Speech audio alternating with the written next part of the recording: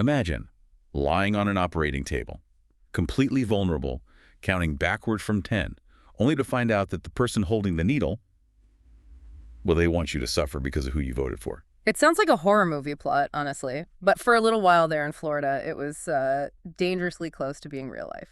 Welcome back to the Deep Dive. Today we are unpacking a story that, I have to say, it kept me up last night. We have a stack of documents here, reports from Town Hall, Red State, Next News Network, and even legal filings from Florida. Yeah. We're looking at what happens when the culture war, literally kicks down the doors of the hospital. And we are not talking about administrative debates or insurance premiums here. This is the Hippocratic Oath effectively being shredded by political activism. We're tracking a really terrifying trend where some medical professionals are openly declaring your political affiliation determines if you deserve care. Or whether you deserve pain. Exactly. It's heavy stuff. But here's the twist, and it is a good one. Usually these stories end with some outrage on Twitter and then, what? Nothing. A slap on the wrist, if that. Right. But today, we're looking at two huge cases out of Florida where the system actually fought back. We're going to cover Eric Martenddale, a nurse anesthesiologist who vowed to deny care to conservatives. And Lexie Lawler, a labor and delivery nurse who wished, truly horrific physical trauma on a Trump administration official. These aren't just rumors. These are documented cases that triggered an immediate, really high-level response from Florida's Attorney General, James Uthmeyer, and the Surgeon General, Joseph Ladapo. They moved fast. Incredibly fast. So our mission today is to walk through these files. We need to understand the mechanics of how this political rod is getting into healthcare. But more importantly, we have to understand the law. Why was Florida able to stop them? What's this loophole, the Nursing Licensure Compact, that might let them practice somewhere else? And what does this mean for a patient who's, maybe in a state that doesn't have these specific protections? That is the key question. Because if these individuals are willing to weaponize medicine in Florida, you have to assume they're willing to do it anywhere. Absolutely. Let's start with the first case, Eric Martenddale. This one it's specifically terrifying because of his role. He's a CRNA, a certified registered nurse anesthetist. Right. And let's clarify what that role is, because it's a huge deal. A CRNA isn't just checking your blood pressure or, fluffing your pillow. No. In many surgeries, especially in rural areas or outpatient centers, they are the sole provider of anesthesia.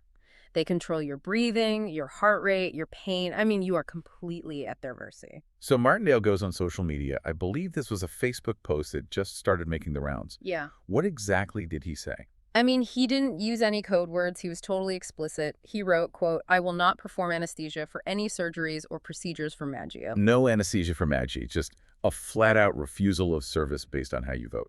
And he actually went further in the comments to justify it. He said, "It is my right. I own all of my businesses, and I can refuse anyone." Okay, let's just pause on that logic for a second. I own my business, so I can refuse anyone.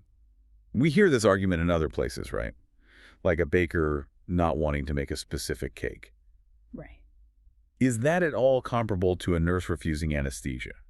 Not even close. And this is where that, radical mindset really shows a lack of basic ethical understanding. In healthcare, there is a distinct social contract. When you get that license from the state, you're agreeing to treat the public. Right. You aren't running some private country club where you pick and choose the members. You are a licensed provider of life-saving services. It sounds like he's trying to co-opt the language of, private property rights to justify political discrimination. Exactly. There's this strange cognitive dissonance we keep seeing on the far left with healthcare. You'll hear the argument that healthcare is a human right, meaning the government should pay for it, provide it for everyone. Mm-hmm. But in the same breath, you get providers like Martenddale acting as if they have some personal veto power over who gets that right based on ideology. So the post goes viral, Libs of TikTok picks it up, it spreads like wildfire, and then, of course, comes the inevitable defense. The "I was hacked" defense. It's always the classic move. Oh, I didn't say that. Someone broke into my account. He claimed a third party posted it. But here's the thing. Florida authorities, they didn't just take his word for it. Attorney General James Uthmeyer stepped in personally. He made a statement that I think is crucial here. What did he say?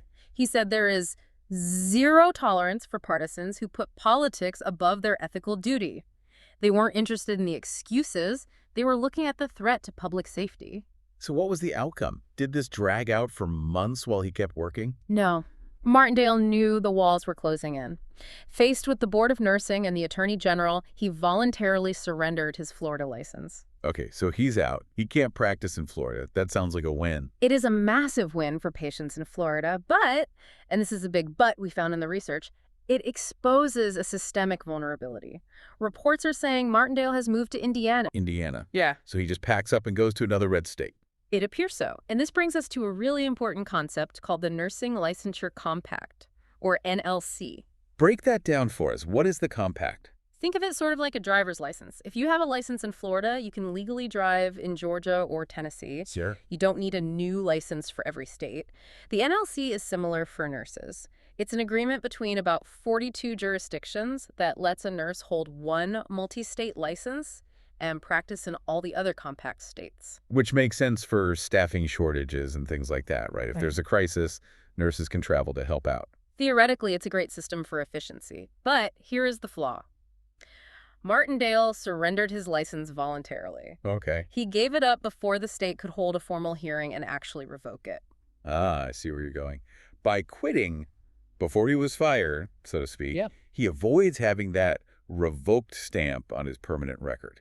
It creates a gray area. Technically, a voluntary surrender while you're under investigation is still a disciplinary action. It should be flagged in the national database, which is called NURSYS. It should be. But if he holds a separate license in another state, or if he applies for a new one in Indiana before the paperwork fully catches up, he might slip through. So the whole system relies on the new state checking that database very carefully and then interpreting that voluntary surrender correctly. Precisely. And if a state board in Indiana or, say, Alaska isn't looking closely, or if they just see surrendered and don't dig into the why, you could have a guy who believes he can deny anesthesia to conservatives setting up shop in a new hospital. That is terrifying. It's like a it's bad priest getting shuffled to a new parish after a scandal. The problem just moves zip codes. It really highlights why vigilance is so important. Florida cleaned house, but unless every state is watching, these bad actors can just migrate. Well, speaking of cleaning house, let's move to the second case. Because if Martindale was about denying care, this next one is about actively wishing for harm. This is the case of Lexi Lawler. And I have to warn listeners, the details here are pretty graphic, but it's necessary to understand the level of malice we're talking about. Right. Lawler was a labor and delivery nurse at Baptist Health in Boca Raton. And she decides to go on TikTok again. Social media is the smoking gun, and target Karoline Leavitt. Karoline Leavitt, who was the Trump White House press secretary, and we should note, is pregnant. So you have a nurse who delivers babies targeting a pregnant woman. What did she say? She posted a video saying it gave her great joy, those were her specific words, to wish a 4th-degree tear on Leavitt during childbirth. Okay, I'm not a doctor. I know tearing is a risk in childbirth. But what does a 4th-degree tear actually mean? Why is that wish so vile? In obstetrics, tears are graded from 1 to 4. A 1st-degree tear is superficial. A 4th-degree tear it's catastrophic. It involved the tearing of the perineum all the way through the anal sphincter and into the rectum. The sources called it stem to stern. It requires complex surgical repair. It can lead to lifelong incontinence, chronic pain, sexual dysfunction. It is a traumatic, life-altering injury. And this nurse, whose entire job is to prevent that trauma and guide women safely through birth, is sitting there hoping it happens to a woman just because she works for Donald Trump. It completely dehumanizes the patient. And this connects to a psychological pattern we're seeing on the political left when it comes to healthcare. Did you see that note in our research from Red State about the Jimmy Kimmel monologue? I did. Remind me what he said. It was during the pandemic. Kimmel joked on late-night TV that hospitals should stop treating unvaccinated people. He said, if you have a heart attack and you're vaccinated, come on in. If you're unvaccinated, rest in peace, wheezy. And the audience cheered. That's the part that gets me, the applause. It's conditioning. When you convince yourself that your political opponents are, literally Hitler or threats to democracy, you start to believe they don't deserve basic human compassion. You justify cruelty as a form of resistance. Lexie Lawler probably thought she was being a hero to her TikTok followers. She thought she was punching up. Instead, she was just exposing herself as a sociopath in scrubs. Exactly. But again, Florida didn't play along. The reaction was instant. Baptist Health fired her, which is the bare minimum you'd expect.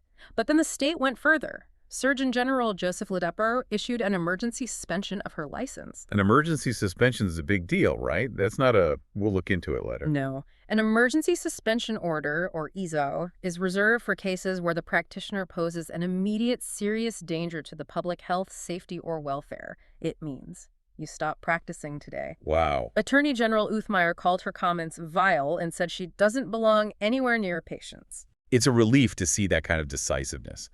But I want to pivot to the legal defense these people sometimes try to use. We see this term conscience thrown around. Right, conscience clauses. We'll say, I have a conscience objection. My morals won't let me treat a Maggie Republican. It sounds like a legitimate legal defense on the surface. Yeah. But we looked at the Florida statutes. Walk us through why that argument is bogus. It's a deliberate twisting of a legal concept. We have to distinguish between a procedure and a person. Procedure versus person. Okay, explain that. Historically, conscience laws are there to protect religious liberty. So let's say you're a devout Catholic obstetrician. You might have a genuine moral objection to performing an abortion or a sterilization. All right. The law protects you from being forced to perform that act because you believe the act itself is sinful. Okay, that makes sense. You aren't rejecting the woman, you're rejecting the specific action she's asking for. Correct. But what Martenddale and Lawler did was reject the person. They weren't objecting to a medical procedure. They were objecting to the patient's political identity. So it's discrimination just masked as morality. Exactly.